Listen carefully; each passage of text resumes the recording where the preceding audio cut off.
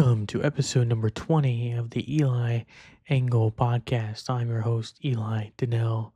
Let's dive right into it. We've got a lot to talk about in the MLB, starting with a couple manager firings. Alex Cora is done as the manager of the Boston Red Sox. He finished with a 620 and 541 record, one AL title with one World Series, 7 seasons, and 27 games. He went 18 and 10 in the postseason. A whole house cleaning in Boston as well. Hitting coach Pete Fatz, third base coach Kyle Hudson, bench coach Ramon Vasquez, assistant hitting coach Dylan Lawson, and major league hitting strategy coach Joe Cronin were all fired, as well as Jason Varitek will be reassigned to a new position in the future. Chad Tracy from AAA Worcester will be the interim manager for the Red Sox. And then Rob Thompson of the Phillies was fired. He went 355 and 270 with one NL pennant and a World Series appearance. 21 and 17 in the postseason, 4 seasons and 28 games. Don Mattingly steps in as the interim manager in Philadelphia. A whole bunch of injury news and some people being activated back onto the roster. Garrett Crochet was placed on the IL with shoulder inflammation. George Springer was activated off the 10-day IL after breaking his big toe on April 11th.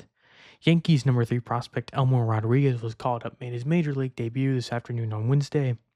4 innings, 4 hits, 2 runs, 4 walks, 3 strikeouts, and a 4.5 ERA. Yusei Kikuchi exited his start with left shoulder tightness. Justin Steele was shut down for a month with the Cubs after left elbow surgery. He's having a little bit of pain, so they're going to shut him down for a bit. Giancarlo Stanton was placed on the 10-day IL. Manny Machado was removed on Monday with left leg injury. Spencer Strider will make his season debut against the Rockies May 1st through the 3rd. He'll make a start somewhere in that time span. Kodai Senga was placed on the 15-day IL. Max Scherzer placed on the 15-day IL. Javier Baez was carted off yesterday after a right ankle injury. Hopefully he's okay. Pete Fairbanks was placed on the 15-day IL to wrap up the MLB. Into golf, a big weekend as Alex Fitzpatrick picks up the win alongside his brother Matt Fitzpatrick in the lone 2-man event on the tour in the Zurich Classic of New Orleans. It's the 5th career win for Matt Fitzpatrick, his 3rd this season. He's having a heck of a season. And the first career PGA Tour win for Alex Fitzpatrick. He had planned to head back over on the DP World Tour, but his plans have changed as he has now secured full status through 2028 on the PGA Tour, invite to the PGA Championship, Players Invitational, and all the rest of the signature events, and to go along with it, $1.3 million. So his time on the PGA Tour is going to stay right where it's at as we look to the Cadillac Championship at Trump National in Doral, the Blue Monster. First time that event is being held there since 2016 when Adam Scott won the WGC Cadillac Championship. They've dropped the WGC, now it's just the Cadillac. Should be exciting. It's another signature event. Ricky Fowler, some of the big names. Alex Fitzpatrick, Rory not playing. That's been a big topic. Rory not playing. People have wondered. He's won the Masters, hasn't played since, but he's looking forward to the PGA. Scotty Scheffler back in action. Victor Hovland, just a couple other names. Into the NHL, the Avalanche have swept the Los Angeles Kings 4-0, which marks the end of the illustrious career of Anze Kopitar. He'll retire after 1,521 games, 452 goals, 864 assists, for a total of 1,316 points.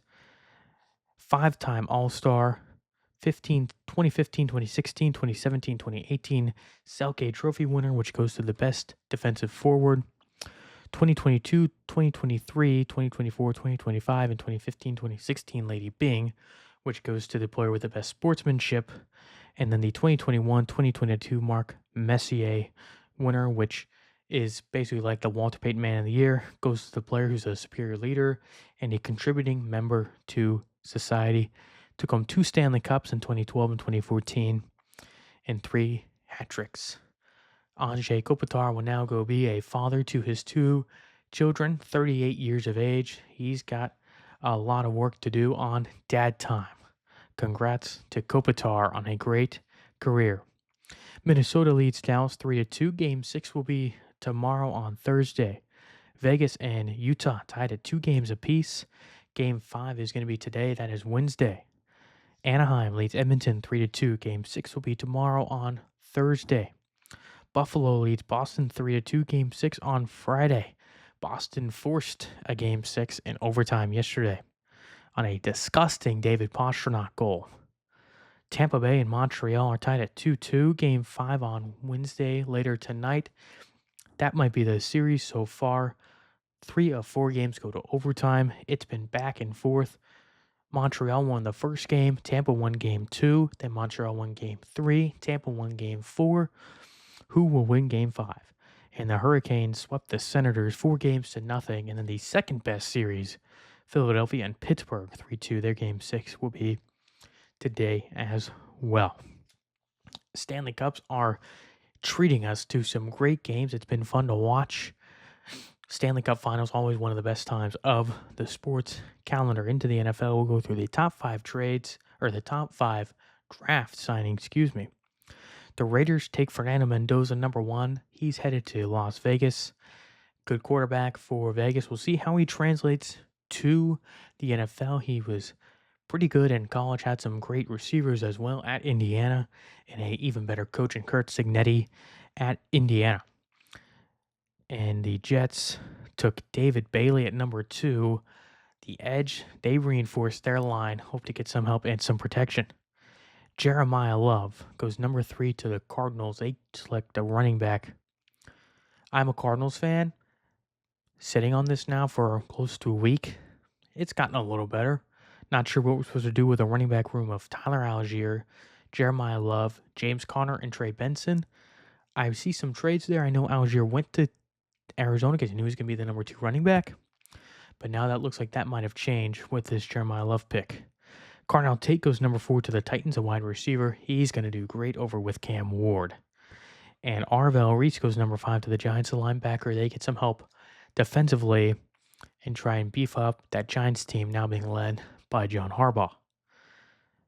And into the college football world, Brendan Sorsby is entering a gambling addiction program. Back in 2022, he placed more than 10,000 wagers and at one point averaged 20 bets per day.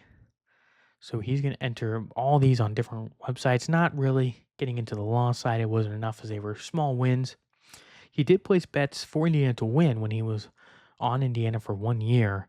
He never played any of those games. He bet on them to win. He only played 1 game with them that year. It'd be interesting to see what the now Texas Tech signee, transferred from Cincinnati, Texas Tech.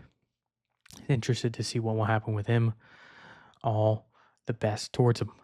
And into college basketball, NCAA has initiated the final steps to move the tournament to 76 games. So they'll go from 62 to 76, add in another round. This will eliminate the first 4. There'll be no point for it. Everyone loved the first 4. Which one of these random teams is going to give us a fun game and make it into the tournament? We'll see if it goes all the way through. I hope it doesn't. I think 64, round of 64 is enough. We don't need 72. Why are we adding more teams? We don't need to add more teams. It's already enough.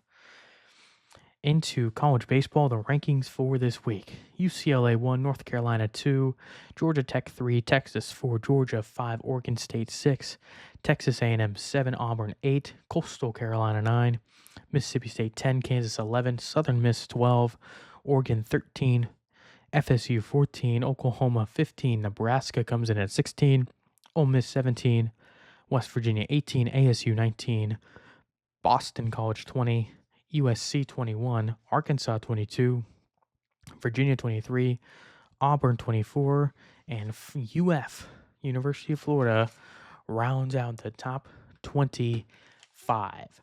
That's all I have for you guys this week on the Eli Engel podcast. Make sure to tune into some great NHL hockey Stanley Cup Finals on ESPN, ESPN2, TNT, TBS, True TV. I think that's all the networks they're on.